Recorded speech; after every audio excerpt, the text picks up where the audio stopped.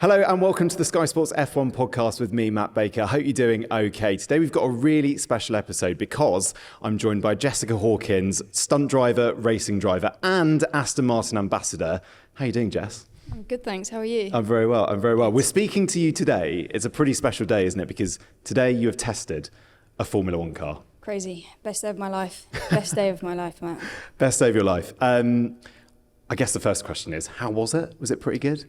I don't even know what to say. Incredible, firstly. And just to be given this opportunity by the team to have that much trust and belief from them is incredible. And genuinely, it's been the best day of my life. Take me inside the cockpit. How does it feel to drive? For those of us who will never get to do that, I'm going to definitely put myself in that category. Tell us how it actually feels to drive a Formula One car. It's like a spaceship. Not that I know what a spaceship feels like, but that's the closest I'll probably ever get. The braking, the acceleration, the corner speeds, incredible. It's shocking that, it's actually possible. But yeah, it's everything I ever dreamt it to be and more. What were your expectations then? Take us back to the last few weeks. You've obviously been sort of psyching yourself up for it.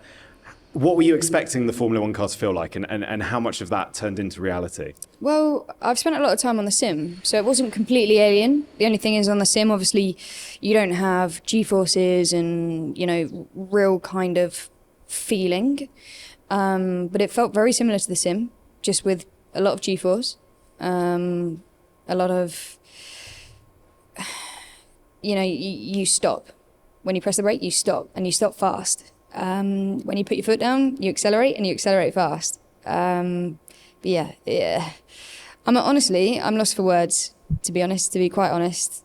It's incredible. As I said, it's been everything that I dreamt it to be and more.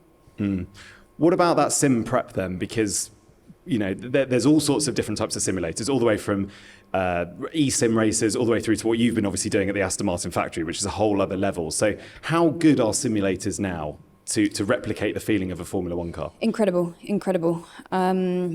We obviously weren't in full quali mode today, but for instance, we're able to replicate the modes that we're in today back to the simulator, and we're very, very close to the times that we were doing in the simulator, which is incredible, really. We can set, temperatures, wind direction, every single possible thing that you can set, and we're very, very close to what we were doing in the simulator. Different modes, etc.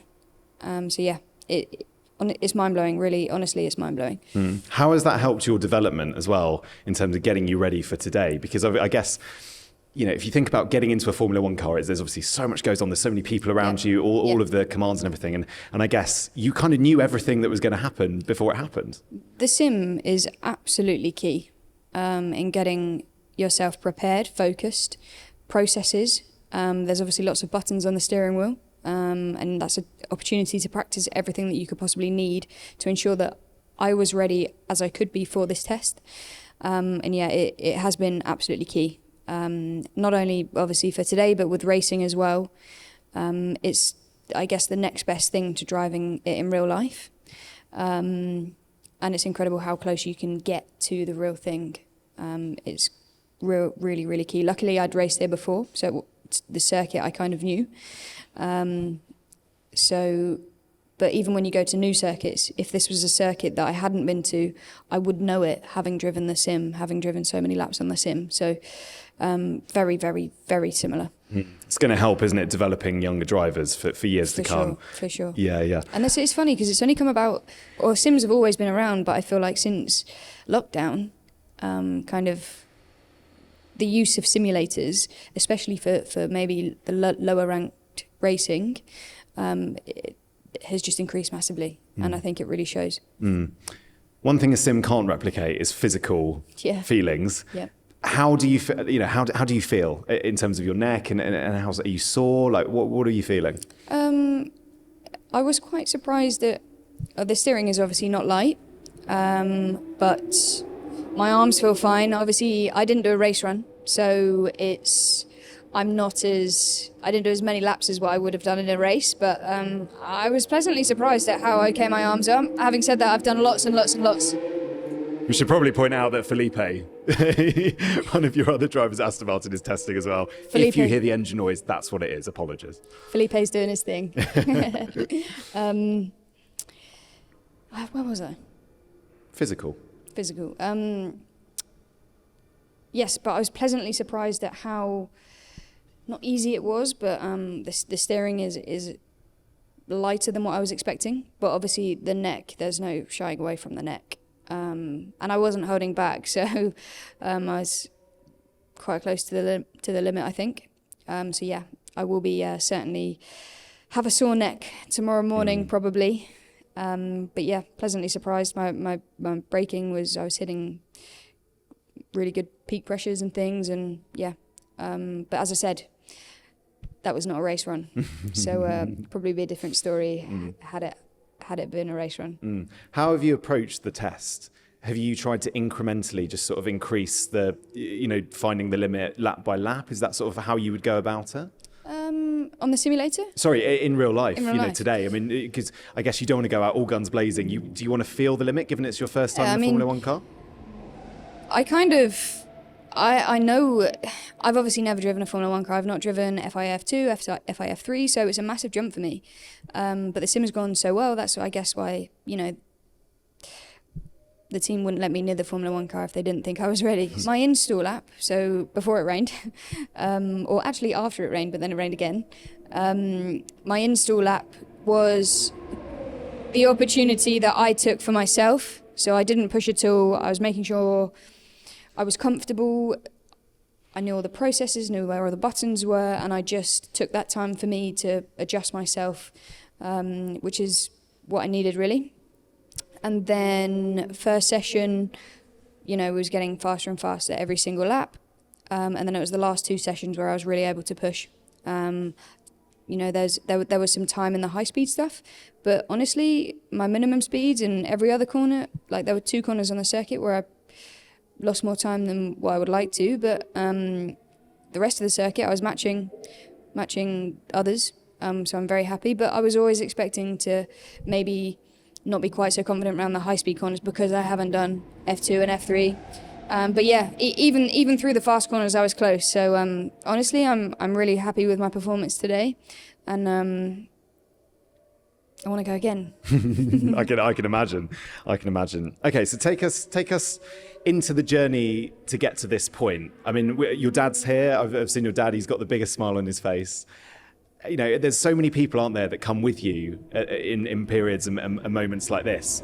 So how great is it to have someone like him here? But I imagine there's other people in your life as well that have been important to get to this point. I've had so many people help me along the way. It's not been an easy road. I've spent many years not racing due to lack of budget. Just the effort to even get on the grid is difficult. It's not easy bringing sponsors on board, and it's not easy finding, right fits and everything like that. I've got the drives, just need to find a way to fund it. But yeah, as much as I would have liked to have been racing more, and I'd like to be racing more now, what's led to this, everything that's happened in my career has led to this moment. And if that means I've missed out on some years of racing, then so be it. If it's led to this, it's led to this. I've been in, the right places sometimes. I've been in the wrong places sometimes. It's been a roller coaster, but I wouldn't change a thing because I think it's made me the driver that I am today. I often, if a drive becomes available, at minimal cost, or I have found a sponsor for a season or W Series, for instance. I've never had any testing or anything really, so I've had to adapt to things fast. And I think that's come into fruition today. And it's made me the driver I am. So if I think back to the whole process, everything has happened for a reason. But yeah, frustrating at the time because I'd like to have been racing more, but everything happens for a reason. I'm sure of that. And it's led to where I am today, although I'm not finished yet. I want to talk more about what today means in terms of motorsport and yourself being a female and getting behind a Formula One wheel today. So Susie Wolff did it in 2012 and 2014, yep. Tatiana Calderon in 2018.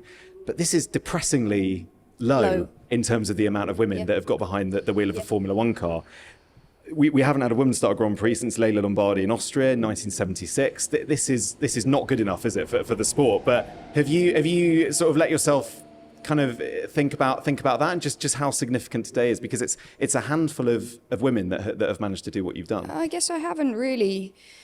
It will probably hit me within the next few days how, monumental this is and what a milestone it is in not only my career but just in motorsport. But I often get asked, why are there no women in Formula One? And honestly, there's probably a variety of reasons, but one of the main reasons is a numbers game. Honestly, I think that I don't know the real numbers, but if 5,000 kids start karting across the world every year, start karting, but if only 10 of them are women, and people drop out along the way, people up the ladder, people drop out because for many reasons, they've run out of budget, or they're not good enough, or they find other interests, or they're not passionate about it, they're not driven enough to keep going.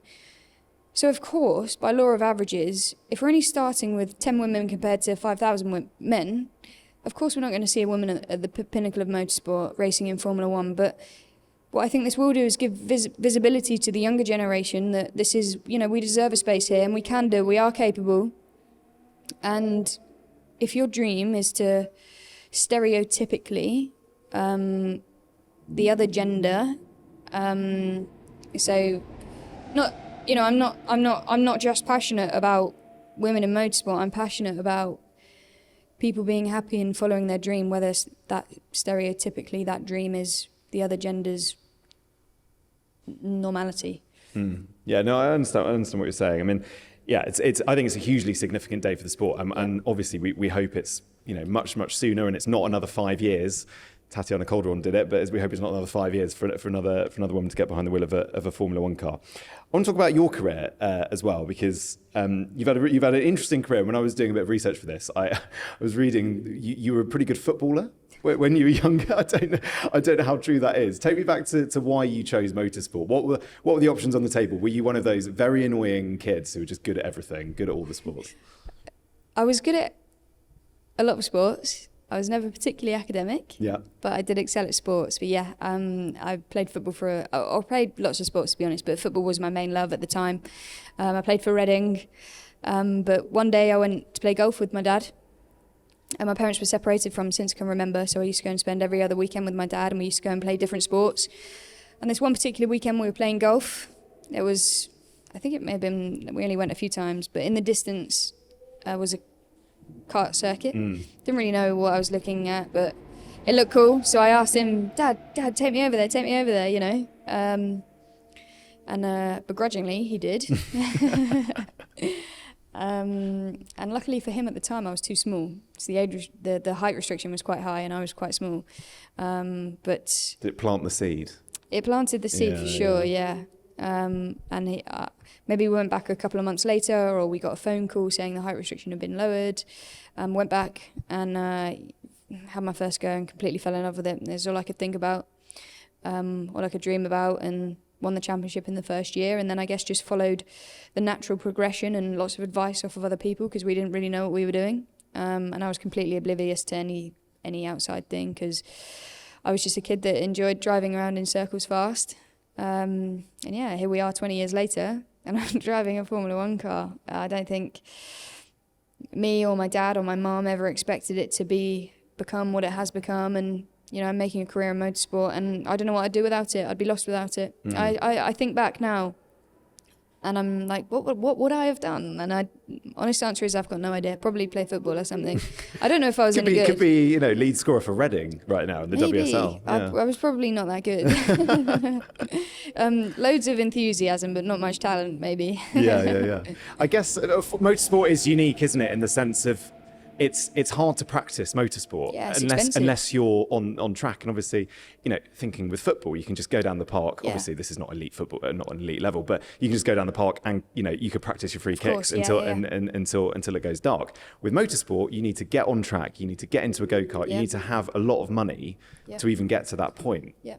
I mean, how difficult is motorsport to get better at? How is that process? Yeah, I mean, it's difficult. It's very difficult. As I said, I spent a lot of time not racing, not testing as much as what I would have liked to have been, and even as Matt, as you said, with football, you know, not that it's as simple as this, but, you know, go and buy a £10 football and you can... It's accessible. At least it's accessible. Accessible is probably the right word. Yeah, this is far less accessible. It's very expensive. It's very unique and specialist, I guess. So yeah, to get the practice in, but this is where simulators come in. So I spent a lot of my time on simulators because I lacked track time, did a lot of sim work, which... Again, you know, good simulators are expensive, so it's still not quite as accessible. But yeah, sadly, I fell in love with this sport. And do you know what? I sit here now, and I think still 20 years later, I love it as much as what I did 20 years ago. And I'm like, I wish one day I'd just wake up and not love it as much, because then it wouldn't be, then I wouldn't be on this roller coaster all the time of I'm racing and then I'm not, and then I'm racing and then I'm not. But yes, I sadly am still as in love with it as what I was 20 years ago. Sport chose you. You can't, if the sport chose you, you can't do anything about it. So how did the opportunity at Aston come about? A friend of mine that was working at Aston Martin when it first became Aston Martin, and he phoned me and he said, you know, we may have this role available. Would you be interested if it became available? And I said, yes, of course I would be. Like, are you kidding me? Of course. I can't believe you even need to ask. And I didn't hear anything for 6 months. So I had a long way about hearing nothing. I thought maybe, you know, I don't know, got lost along the way or something. And then randomly I had another phone call about 6 months later saying, right, it's looking like it's happening. Your contract will be with you within, you know, the next week or so. And it was a long process, but then all of a sudden it happened very, very quickly. And it very much started as a promotional role, lots of work with the sponsors, quickly turned into hot laps, simulator work, which was obviously very welcomed. And since then it's just grown and grown and grown. And here I am driving a Formula One car. What does a day in the life of a Formula One ambassador like you do for Aston look like? When you're at a racetrack, what are the sort of things you're doing? When we're at the racetrack, I sit in on the briefings, the debriefings, listen in, hot laps as well. Sometimes hot laps are not at every circuit, but take the sponsors out or guests of ours on hot laps, which unsurprisingly is my favourite part of the weekend. I can imagine. Media dinners, lots of appearances, things like that. It's a great weekend because I'm very involved in the racing. I feel as much as part of the team as anybody else, and thoroughly enjoy myself. And I guess you've sort of had two of the most incredible people to work with in that role, right? There's Fernando Alonso and Sebastian Vettel. Talk about two people who could just help you and give you advice. And I mean, what have you picked up from the likes of Seb and Fernando? Well, firstly, yes, okay, they are incredible. But also I get to work with Pedro, with Lance, with Stoffel and Felipe. So I'm able to pick up, and each driver works in slightly different ways. They have different processes, slightly different driving techniques. So yes, whilst okay, I haven't been able to directly compare, because whilst I was racing in the W Series, they were racing Formula One, I haven't been able to like directly compare their data because they're very different cars. I have been able to pick up processes, things they look for, how they work with their engineer, different ways of communication, all different various ways that I've had the luxury of being able to work with those people and pick up as much as I can. So I've been in a very fortunate position there. Give me some examples if you can. Examples? Something maybe that you picked up from Fernando or Seb or any of the other drivers, but yeah, you've gone, oh, actually, yeah, I like the way you did that, or I like, you know. Honestly, it's all things that they think about whilst they're on circuit, and being clever and thinking outside the box sometimes. You've put me on the spot there, Matt. Is this like Fernando in Baku telling Lance, because he saw him on the big screen around the circuit, giving him advice about how to like tackle a corner? Do you remember that? Yes, I remember. I mean, how drivers have the ability to do that? I know. And also drive the Formula One car, I don't know. Their brain capacity, I guess, is huge. But he's been doing it a long time and he's very experienced, isn't he? So, lots of, you know, what he does, I feel like when you've driven a Formula One car or any car for that amount of time, you've got so much other space in your brain for other things. But being able to, I remember myself racing, looking on the big screen, where is everyone else? How much of a gap do I have, and things like that, and where are they, and trying to work out championship points and all that kind of stuff. So yeah, it's processes and things like that. Yeah. I guess Fernando as well, he's experienced in so many other different categories as well, hasn't he? That I guess he brings a wealth of experience to the team, not just in Formula One, but in other processes. Absolutely. He's been incredible. So Seb, and so's Lance. Yeah. Okay, let's talk about another part of your career, and that's stunt driving, which I think is one of the most exciting parts of your career. I think I know what the job of a stunt driver is, but you tell me what a stunt driver actually does. We do dangerous stuff. Controlled dangerous things. I guess is maybe a good way to explain it. Mapped out dangerous stuff. Jumping cars, crashing, organised crashes. Organised crashes. Yeah. Sequences as well. I guess the stunt driving is, it's difficult. I'd say it's the same set of skills, just used in a completely different way. Obviously, when I'm racing, I'm competing against everybody that I'm driving with, whereas the stunt driving, everybody's working together to achieve the perfect shot. Very, very different, and not something that I ever saw myself going into. Do you enjoy it? Is it something you like? I love it. I mean, it's difficult to fit in with the Formula One calendar. But that only really came about one time I was leading the championship that I was in at the time, but I didn't have the budget to continue the rest of the season. So I had the budget for the first 3 races, which I won all 3 of them actually. But I didn't know if I was going to be able to finish the season. And a job opportunity came about, and I applied for it. And it in fact, I didn't even know what the job was. It just said, we're looking for a female with good car control. And I saw it advertised, and I thought, sounds like me. Yeah. Sounds like it could be up my street. And then I applied, and they said, you need to be able to drift, donut, this, that, and the other. God, and I thought, God, I've not done any of that stuff. But obviously in racing... Did you practice in the car park at home? I didn't, no. I valued my driving licence too much. But because obviously in racing, as soon as you go sideways, you're slow. So I hadn't had the opportunity to do any of that, really. But nevertheless, I got an audition.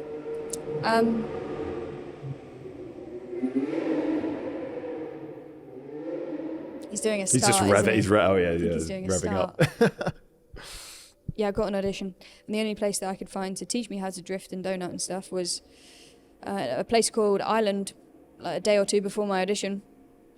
And they basically taught me how to do a basic donut, small drift, and things like that. Like, I was very unprepared, a J-turn and things like that, and stop in the right place. And then I went to my audition the next day, and what had happened was they wanted a team of 11 drivers. They'd found the men that they were happy with, but they were still looking for a female. And that's how the job came about, because it was very much in the drifting world, like the stunt world that they were advertising to. But when they were still looking for a female, that's when they put it out a bit further. I went to my audition the next day, and there was lots of females turn up. They'd come from all around the world, I guess, and I probably started as one of the worst, because I was, I guess, against people that do it day in, day out. But my rate of progression was really strong. And I made it through to the second day, which was, I think, a week or 2 later or something. And then after the second day, I got the job. And honestly, I think it was my rate of progression that got me the job. And spent 2 or 3 months, my 9-to-5 job was drifting and crashing and J-turning and doing all loads of cool stuff. So yeah, I had the perfect training ground, really. You couldn't pay for that experience. And so then I went off and did that. And at the time, going back, it's really long, I'm sorry. No, it's good. It's good. I was leading the championship I was in. So I've got this job offer, I was leading the championship I was in, and everybody around me, close to me, was saying to me, Jess, don't take this job because you're just about to crack the racing. You're leading the championship and we'll get the budget. But from experience, I knew how difficult it was to bring the budget in. Not, regardless of leading the championship, it's still difficult.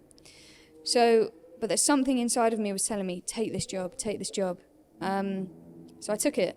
I said, I'm going to do it. And I went off and I did it, and it was one of the most incredible experiences I've ever done. As it happened, I was able to finish the championship as well. But then the season after, I wasn't able to race. I couldn't bring the budget in, despite the great championship that I'd had. And then I went stunt driving for a good few years. One of the most amazing experiences I ever did. And then it was only W Series that allowed me to go racing again. That's the only reason I'm back, I guess, is because of W Series.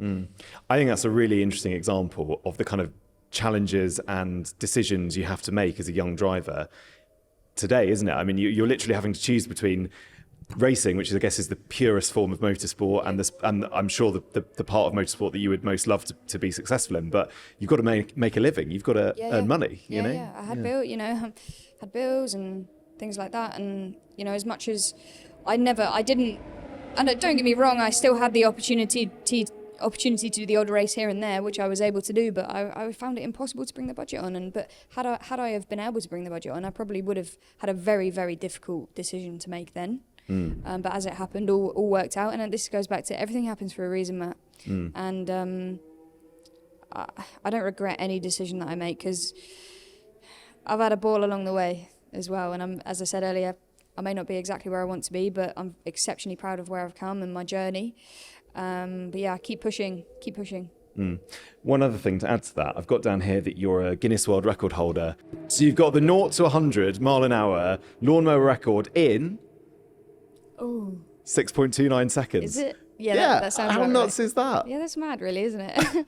I always get the weird and wonderful phone calls. That's so. I mean, how on earth did that come about? It was actually a British touring car team that approached me. Yeah. And said, he just phoned me out of the blue, and he said, bear in mind, this is the British touring car team that I've been wanting to race for, that I had been wanting to race for so many years since I was little. And I finally get a phone call off the team manager, and he said, I've got this opportunity for you, but I can't tell you what it is until you sign the NDA. So I thought, oh my God, he's going to offer me a drive for free. Like, why else would he be calling me? Yeah, as it happens, it wasn't. It was to be the pilot for their world record attempt. But yeah, it was another incredible experience. But yeah, officially, world record holder for the fastest lawnmower, 0 to 100 miles an hour, and unofficially, the fastest lawnmower in the world.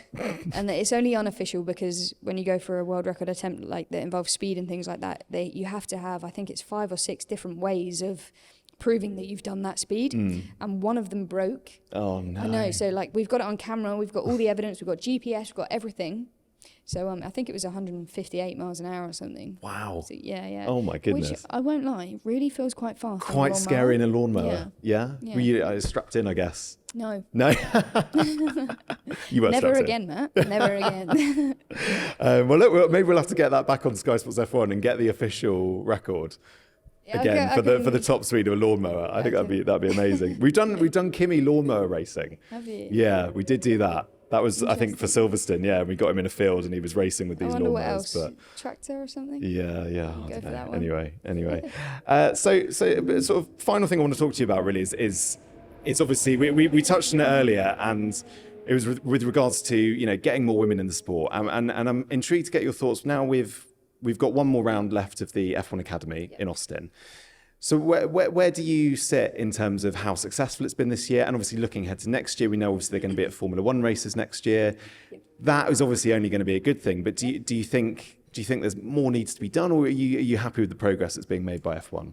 Well, look, we're a lot further forward than what we were, and I'm happy for any steps that we take. We just need to keep pushing, if I'm honest. I think I probably speak. I mean, I don't want to speak for everyone, but I certainly my generation, we don't. How do I say this in the right way? I believe we can race against the guys. But if what it takes to inspire more and get us further on along the journey in motorsport, if we need a championship that's females racing females, then so be it. If that's what we need to increase profile and increase visibility, I think it's absolutely fantastic. And I'm a massive, massive supporter of it. And I think it's been incredible this year, actually. Bigger and better next year on Formula One. And I also think, obviously, we've got a lot to thank W Series for on that front. They were, I guess, the leaders behind it.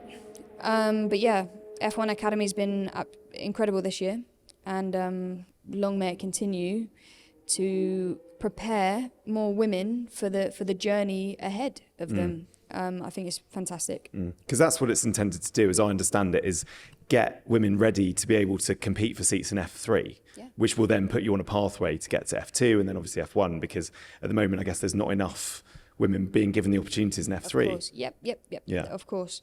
And I for sure think that F1 Academy is going to prepare more women to be ready for those opportunities should they arise. And I think it's great. You know, I'm a massive advocate of it. And I think it's fantastic. And I'll never, ever hear a bad word said about either championships, W Series or F1 Academy. Susie Wolf said back in April, she thinks it's about 8 to 10 years before we get a female racing driver in Formula One. Yeah. I can see you nodding your head. Do you think that's about the right timescale? Probably. I think maybe a year or two sooner than that, maybe. But realistically, for sure, I don't think it's going to be within the next 2 or 3 years, unfortunately, which it hurts me to say it. But being honest, I think that that's probably right. I think that we've previously had females that are good enough. We've had females that have had the backing behind them. But have we had a female that's had the full package? I'm not sure. But I think what this F1 Academy will do is create the opportunity for a female with every single piece of the puzzle that is needed, create more opportunity to find that. Just finally then, for your own career, today's obviously been massive. I think you've said it's the best day of your life, best day of your dad's life as well. What does this mean for you going forward? Having just tested a Formula One car today, what are we going to see from Jess Hawkins in the future? Who knows? I'd like to think that this is not the only opportunity that I'm going to get. There are other opportunities, perhaps shows or demos or sponsor events, or I don't know. I'd like another test, of course. And I'll push as hard as I can for that. But I want to go racing, Matt. I'm not racing as much as I'd like. I am racing this year, actually, in a championship, Praga cars, with the University of Wolverhampton. So it's everybody working on the car is a student. Oh yeah, so it's really great to be involved in that. This is fresh off of the back of a win, actually. We won a few weeks ago, both me and my teammate. He won his race, I won my race.